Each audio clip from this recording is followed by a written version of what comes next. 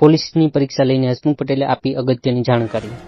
તો જે વિદ્યાર્થી મિત્રો લોકરક્ષક અને પીએસઆઈ માટે ફોર્મ ભરવાના બાકી રહી ગયેલા છે તે તમામ મિત્રોએ 26 ઓગસ્ટથી લઈને 9 સપ્ટેમ્બર સુધીમાં ઓનલાઈન અરજી કરી શકશે ઓજસની વેબસાઇટ ઉપર. પીએસઆઈ અને લેખિત પરીક્ષા બંને પેપર એક સાથે લેવામાં આવશે. જે ઉમેદવાર પેપર 1 પાસ થશે તેમને તે પેપર 2 તપાસવામાં આવશે. એટલે હસમુખ પટેલ સર એમ કહી રહ્યા છે કે જો તમે પીએસઆઈમાં પહેલું પેપરમાં પાસ થશો ત્યારબાદ જ સેકન્ડ પેપર એટલે કે બીજું પેપર તપાસવામાં આવશે, અન્યથા તમે ગેરલાયક ઠરવામાં આવશે પીએસઆઈની એક્ઝામમાં. આ હતી જાણકારી પીએસઆઈ માટેની. જો વિડીયો ગમે તો લાઈક કરો, શેર કરો, કોમેન્ટ કરો. Thank you.